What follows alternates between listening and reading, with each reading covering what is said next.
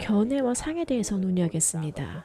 금강경 초반에서 부처님께서는 아상, 인상, 중생상, 수자상에 집착하지 말라고 말씀하셨습니다.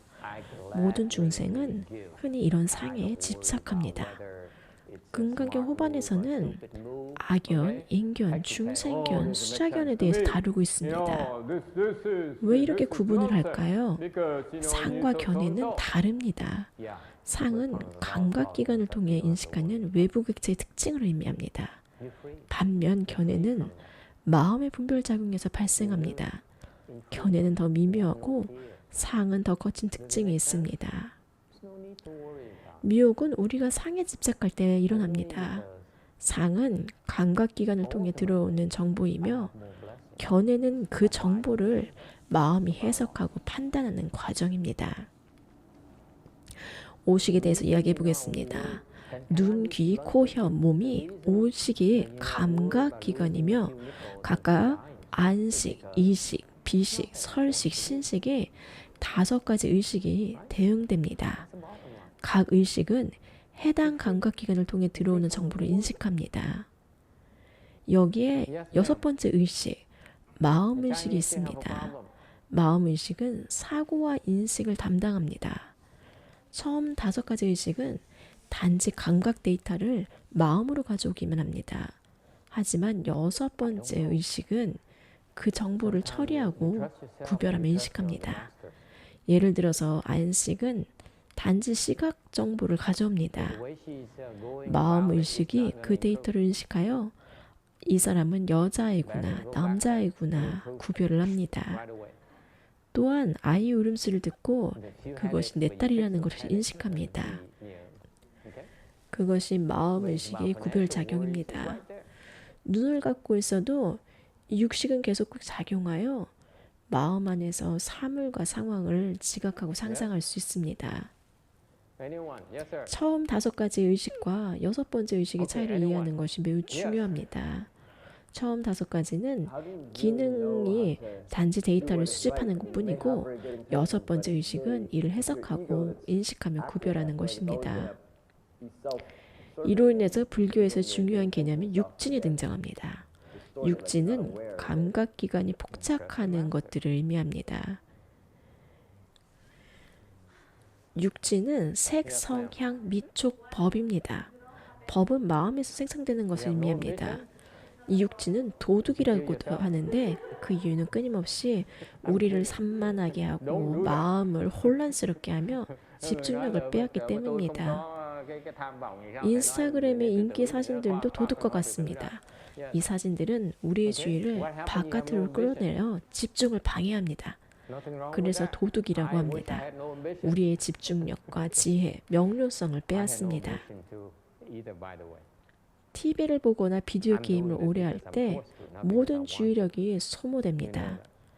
발가락이나 손가락이 차가워지는 것을 느낄 수 있는데 이는 마음이 산만해지고 기가 사지에 도달하지 못하기 때문입니다. 특히 비디오 게임은 끊임없는 행동이 필요하기 때문에 더 위험합니다. 잠시 멈추거나 움직일 수 없기 때문에 집중력이 지속적으로 밖으로 빼앗깁니다. 우리는 외부 자극이나 상에 집착합니다. 이러한 상에 집착하면 편견이 생깁니다. 편견은 고정된 의견으로 정신적 사고 없이 자동으로 일어납니다. 예를 들어서 특정 사람을 보고 싫어하는 반응이 즉각적으로 나타나는 경우가 그렇습니다.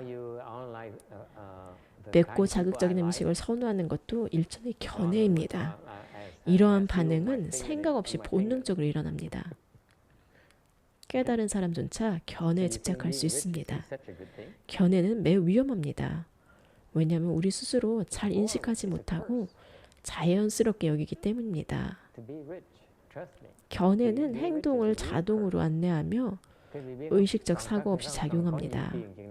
예를 들어서 모기나 파리를 보았을 때 즉시 죽이는 행동을 하는 것은 견해가 직접 나타난 경우입니다.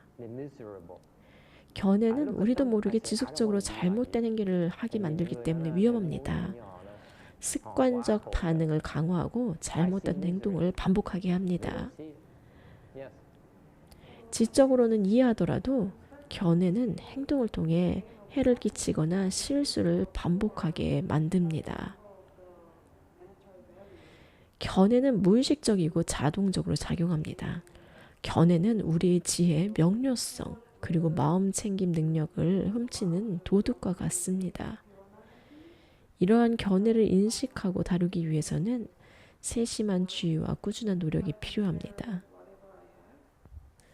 사람들은 어리석어서 남을 훔치거나 해치는 일조차 자연스럽게 여기기도 합니다. 포살의 길에서 견해는 점점 더 미묘해집니다. 그것은 매우 미묘해서 완전히 깨닫기 전에는 여전히 견해를 가지고 있습니다. 하지만 그것을 인식하지 못합니다.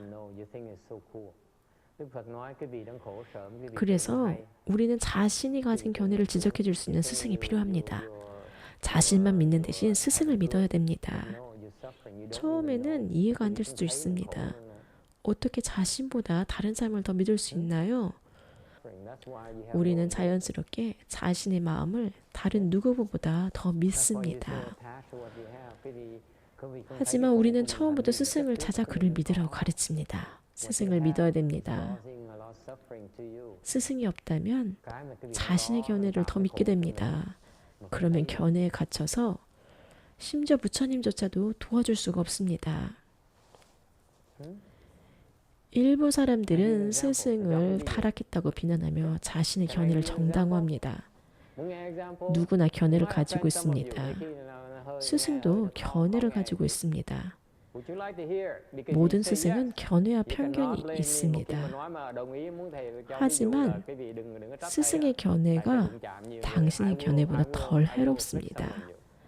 스승은 견해와 편견을 가지고 있어도 당신의 고통을 줄이고 당신의 견해를 다루도록 도와줄 수 있습니다. 학생이 스승을 믿을 수 있는가에 달려 있습니다. 어떻게 학생이 스승을 믿을 수 있나요? 그것은 복을 통해서입니다. 복이 충분하면 스승을 믿게 됩니다. 복이 다하면 신뢰가 사라집니다. 잘못된 스승을 믿으면 어떻게 됩니까? 스승에게 빚이 있다면 그 빚을 갚고 계속 배워야 합니다. 빚이 있는 동안에는 스승이 무엇을 하든 믿게 됩니다. 당신은 빚에서 도망칠 수가 없습니다. 빚이 없다면 자유롭게 떠날 수 있습니다. 석가모니 부처님이 처음 두 스승이 맞지 않다고 판단하고 떠난 것과 같습니다.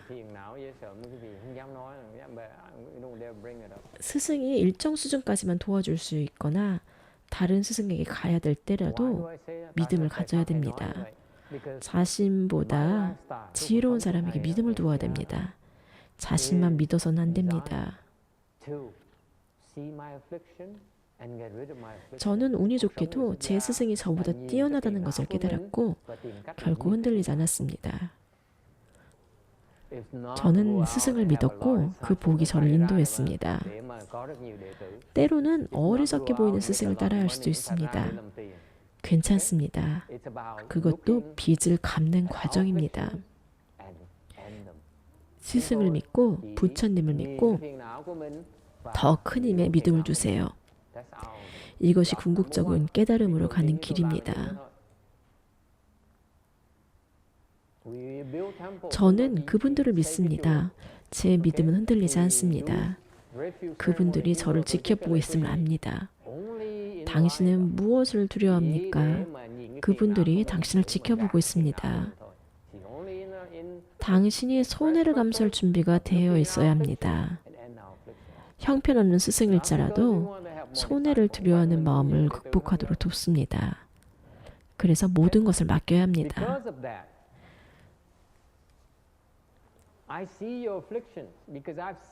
손해를 감수할 것을 충분히 알고 기꺼이 하는 것은 바로 복입니다. 그것이 바로 덕입니다. 옳다는 이유만으로 행동하는 것은 덕이 아닙니다. 옳다고 동의했기 때문에 행동한다면 그것은 덕이 아닙니다. 부처님께 기도하며 청하세요. 부처님, 제발 도와주세요.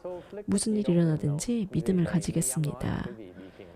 그분들이 저를 지켜보고 계시고 절대 버리지 않으실 것입니다. 사람들은 이렇게 말합니다. 이건 너무해요. 감당할 수가 없어요.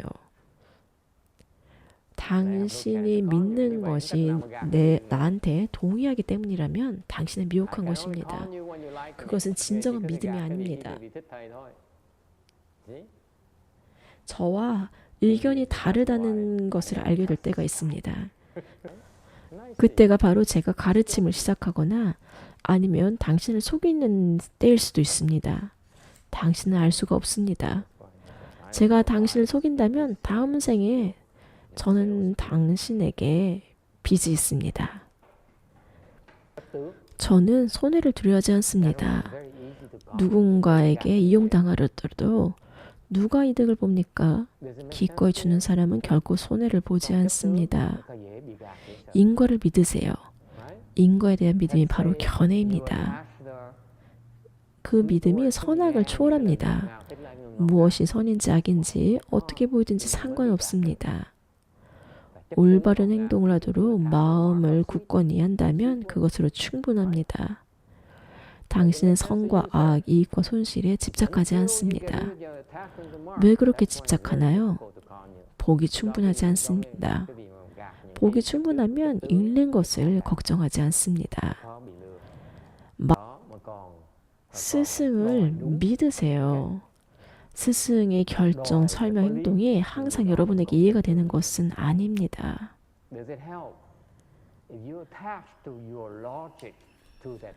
여러분은 반드시 이해해야 한다고 생각합니다. 그러면 여러분은 상에 집착하는 것입니다. 이 3위 훈련 프로그램의 목적이 하나는 더 이상 이해할 필요가 없다는 것을 배우는 것입니다. 이 내용은 어느 책에도 찾아볼 수가 없습니다.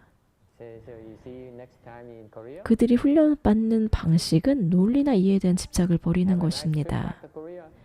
이미 미혹한 마음인데 그것이 이해되든 이해가 되지 않든 무슨 상관입니까? 이해할 필요가 없습니다. 이해할 필요가 없습니다.